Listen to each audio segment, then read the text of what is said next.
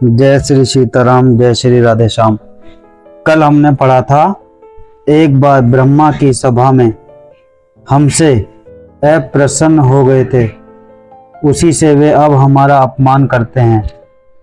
हे भवानी, जो तुम बिन बुलाए जाओगी तो ना शील स्नेह ही रहेगा और ना मान मर्यादा ही रहेगी। यहाँ शिव जी सती जी को समझा रहे थे, पार्वती जी को, कि आपको अपने पिताजी के हवन में नहीं जाना चाहिए बिना बुलाए, ये सही नहीं है।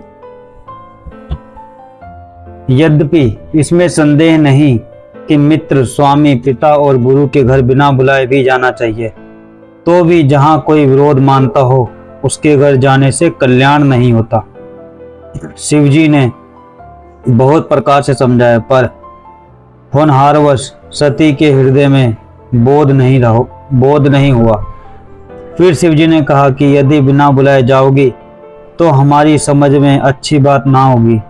शिव जी ने बहुत प्रकार से कहकर देख लिया, किंतु जब सती किसी प्रकार भी नहीं रुकी, तब त्रिपुरारी महादेव जी ने अपने मुख्य गणों के साथ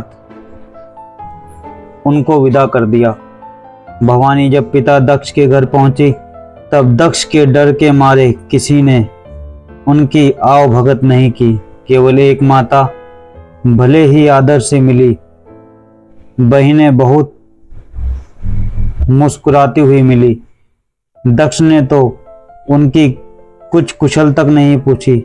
सती जी को देखकर उल्टे उनके सारे अंग जल उठे। तब सती ने जाकर यज्ञ में देखा तो वहां कहीं शिवजी का भाग नहीं दिखाई दिया, मतलब जहाँ पे शिवजी बैठे वो हिस्सा खाली नहीं दिखाई दिया। तो सब लोग अपना अपना स्थान ले चुके थे, पूरा यज्ञ का वो भर चुका था, शिवजी के लिए कोई जगह नहीं थी। तब शिवजी ने जो कहा था वह उनकी समझ में आया। स्वामी का अपमान समझकर सती का हृदय जल उठा। पिछला परित्याग का दुख उनके हृदय में उतना नहीं व्यापा था जितना महान दुख इस समय पति के अपमान के कारण हुआ, कि मेरे पति के लिए जगह नहीं छोड़ी हुई। यहाँ पे पिताजी ने, यहाँ पे सब लोग बैठे हुए हवन में, मगर जो मेरे पति है शिव जी, उनके लिए जगह नहीं छोड़ी हुई। मतलब बुलाए नहीं तो अलग बात, भूल गए हो तो ऐसा लग सकता है कि सती जी को ऐसा लगा कि शायद पिताजी भूल गए हों इसलिए नहीं बोल पाए, या फिर कोई भी बात हो सकती है। मगर मेरे पति के लिए कम से कम वहाँ जगह तो होगी और मेरे लिए जगह होगी तो मैं वहां जाके बैठ जाऊंगी। मगर वहां पे सब कुछ फुल था, जिसको बुलाया था सब अपनी अपनी जगह पे बैठे थे, क्योंकि हवन बहुत बड़ा था, उसमें सभी लोग आए थे, सभी देवता, गंधर्व, किन्नर सभी आए थे, जितने भी महान थे। उसमें यह था कि शिव जी को महान नहीं माना गया, उन्होंने जो दिखाया था, तो पार्वती जी को गुस्सा आ गया। यद्यपि जगत में अनेक प्रकार के दारुण दुख हैं, तथापि जाति अपमान सबसे बढ़कर कठिन है।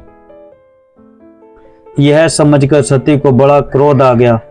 माता ने उन्हें बहुत प्रकार से समझाया बुझाया, परंतु उनसे शिवजी का अपमान सहा नहीं गया। इससे उनके हृदय में कुछ भी प्रबोध नहीं हुआ। तब वे सारी सभा को हठपूर्वक डांटकर क्रोध भरे वचन बोली, हे सभासदों और सब मुनीश्वरों, सुनो। जिन लोगों ने यहाँ शिवजी की निंदा की या सुनी है, उन सबको उसका फल तुरंत ही मिलेगा, और मेरे पिता दक्ष भी भली भांति पछताएंगे। जहाँ संत शिवजी और लक्ष्मीपति विष्णु भगवान की निंदा सुनी जाए, वहाँ ऐसी मर्यादा है कि यदि अपना वश चले तो उस निंदा करने वाले की जीभ काट ले, और नहीं तो कान मूंद कर वहां से चले जाएं। मतलब जहाँ पे भगवान शिव जी, लक्ष्मीपति, श्री नारायण जी की निंदा हो रही हो, आप शिव जी और नारायण जी की निंदा ना सुने। अगर ऐसा आपको सुनना पड़ रहा है तो आपको अपने कान मूंद कर वहां से चले जाना चाहिए, या फिर सामने वाले का मुंह बंद कर देना चाहिए। त्रिपुर दैत्य को मारने वाले भगवान महेश्वर संपूर्ण जगत के आत्मा हैं। वे जगत पिता और सबका हित करने वाले हैं। मेरा मंदबुद्धि पिता उनकी निंदा करता है, और मेरा यह शरीर दक्ष ही के वीर्य से उत्पन्न है। इसलिए चंद्रमा को ललाट पर धारण करने वाले वृषकेतु शिवजी को हृदय में धारण करके मैं शरीर को तुरंत ही त्याग दूंगी। ऐसा कहकर सती जी ने योगा अग्नि में अपना शरीर भस्म कर डाला। सारी यज्ञशाला में हाहाकार मच गया। सती माता जी ने इस बात से इतना गुस्सा हो गई कि मेरे पिताजी जो हैं वो दक्ष हैं, इससे बुरी बात मेरे लिए नहीं हो सकती। ऐसा सती माता ने कहा कि मेरे जो पति हैं पूरी दुनिया का भला करने वाले, सबका भला ही सोचते हैं, और उनको नहीं बुलाया और उनका इतना अपमान किया। तो अब अपने आप को माता सती जी ने, यज्ञ हो रहा था ना, यज्ञ में सब लोग बैठे थे अपनी अपनी जगह लेके, पूरा फुल था वो। माता ने बोला कि मैं अपने शरीर को भस्म कर रही हूँ क्योंकि ये आपके शरीर से बना हुआ है। अपने पिता को बोला। माता जी उस अग्नि में कूद गई और अपने शरीर को भस्म कर लिया।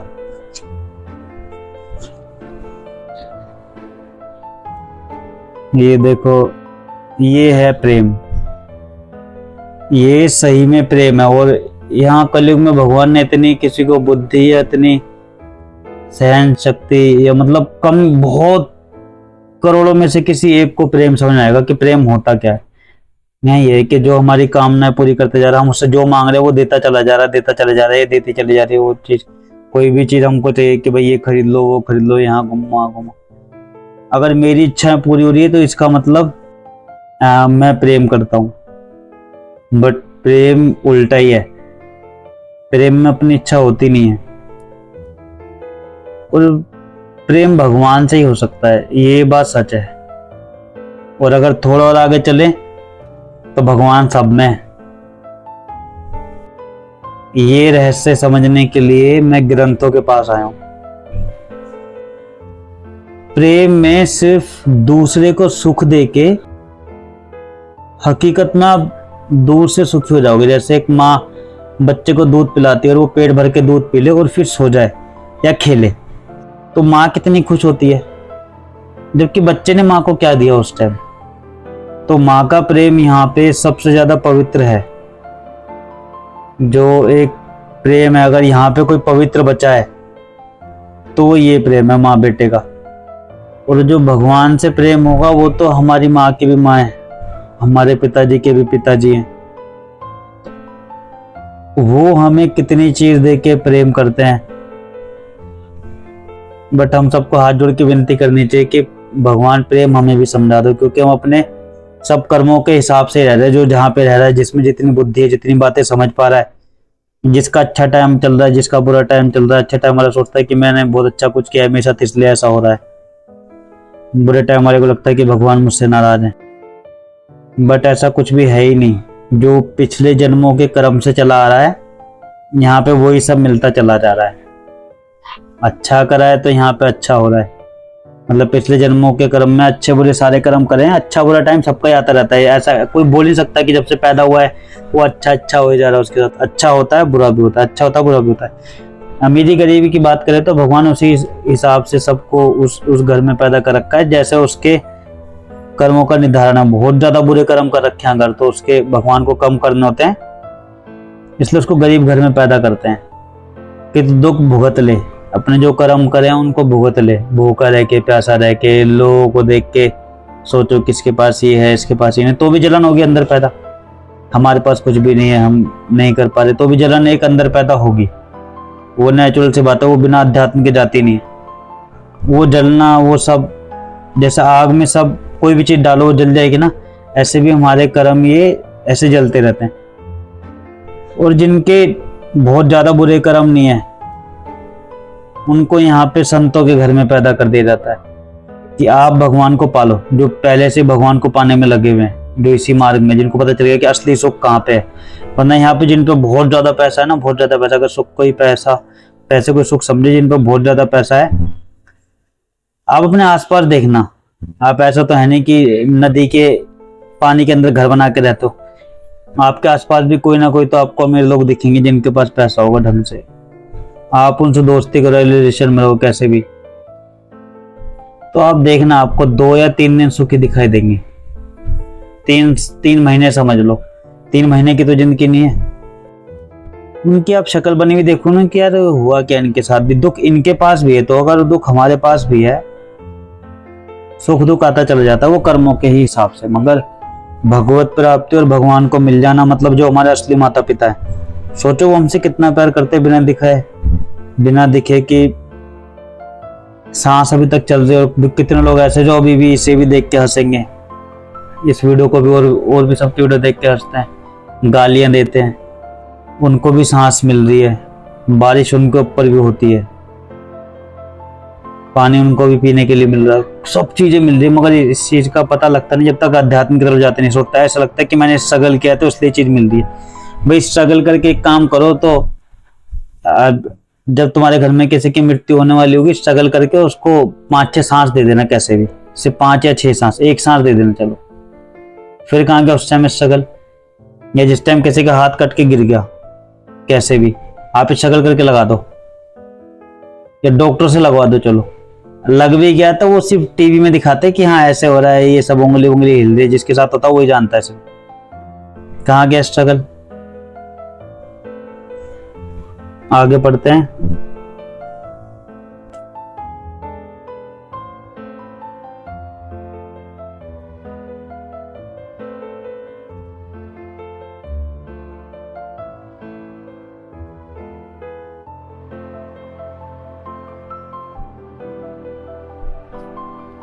पार्वती जी के घर आ जाने से पर्वत ऐसा शोभायमान हो रहा है जैसा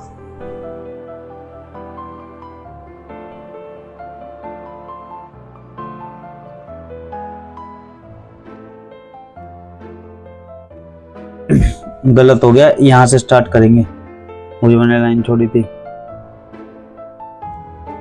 सती का मरण सुनकर शिवजी के गण यज्ञ विध्वंस करने लगे। गलत है ये भी। सती का मरण सुनकर शिवजी के गण यज्ञ विध्वंस करने लगे। यज्ञ विध्वंस होते ही देखकर मुनीश्वर भृगुराज जी ने उसकी रक्षा की। ये सब समाचार शिवजी को मिले, तब उन्होंने क्रोध करके वीरभद्र को भेजा। उन्होंने वहां जाकर यज्ञ विध्वंस कर डाला और सब देवताओं को यथोचित फल मतलब दंड दिया। दक्ष की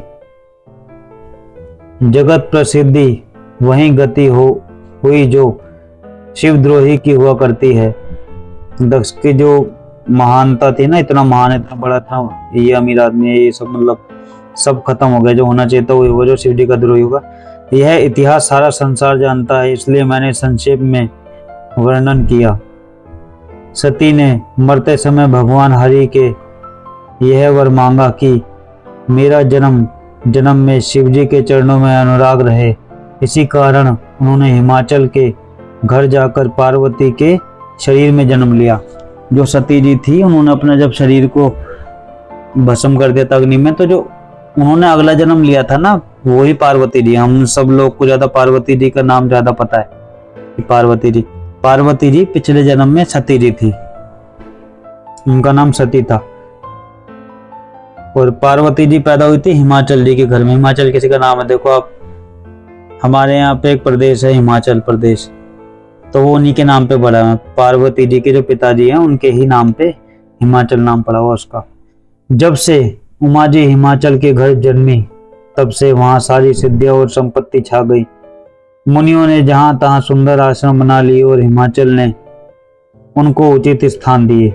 उस सुंदर पर्वत पर बहुत प्रकार के सब नए नए वृक्ष सदा पुष्प फलयुक्त हो गए और वहां बहुत तरह की मणियों की खान प्रकट हो गई। सारी नदियां पवित्र जल बहाती हैं और पक्षी पशु भ्रमर सभी सुखी रहते हैं। सब जीवों ने अपना स्वाभाविक वैर छोड़ दिया और पर्वत पर सभी परस्पर प्रेम करने लगे। पार्वती जी के घर आ जाने से पर्वत ऐसा शोभायमान हो रहा है जैसा राम भक्ति को पाकर भक्त शोभायमान होता है। उस पर्वतराज के घर नित्य नए नए मंगल उत्सव होते हैं, जिसका ब्रह्मा आदि यश गाते हैं। जब नारद जी ने यह समाचार सुना तो वे कौतुक ही से हिमाचल के घर पधारे। पर्वतराज ने उनका बड़ा आदर से सम्मान किया चरण धोकर उनको उत्तम स्थान दिया। फिर अपने स्त्री सहित मुनि के चरणों में सिर नवाया और उनके चरणोदक को सारे घर में छिड़का। हिमाचल ने अपने सौभाग्य का बहुत बखान किया और पुत्री को बुलाकर मुनि के चरणों में डाल दिया और कहा, हे मुनीश्वर, आप त्रिकाल यज्ञ और सर्वज्ञ हैं, आपकी सर्वत्र पहुंच है, अतः आप हृदय में विचार कर कन्या के दोष गुण कहिए। नारद जी मन में हंसकर रहस्ययुक्त कोमल वाणी से बोले, तुम्हारी कन्या सब गुणों की खान है, यह स्वभाव से ही सुंदर, सुशील और समझदार है। उमा, अंबिका और भवानी इनके नाम हैं। कन्या सब सुलक्षणों से संपन्न है, यह अपने पति को सदा प्यारी होगी, इसका सुहाग सदा अचल रहेगा और इससे इनके माता पिता यश पावेंगे। यह सारे जगत में पूज्य होगी और इसकी सेवा करने से कुछ भी दुर्लभ ना होगा, मतलब सब कुछ मिल जाएगा। संसार में स्त्रियां इसका नाम स्मरण करके पतिव्रत रूपी तलवार की धार पर चढ़ जाएंगी। आज हम यहाँ तक पढ़ते हैं, कल आगे पढ़ेंगे। जय श्री सीताराम, जय श्री राधेश्याम।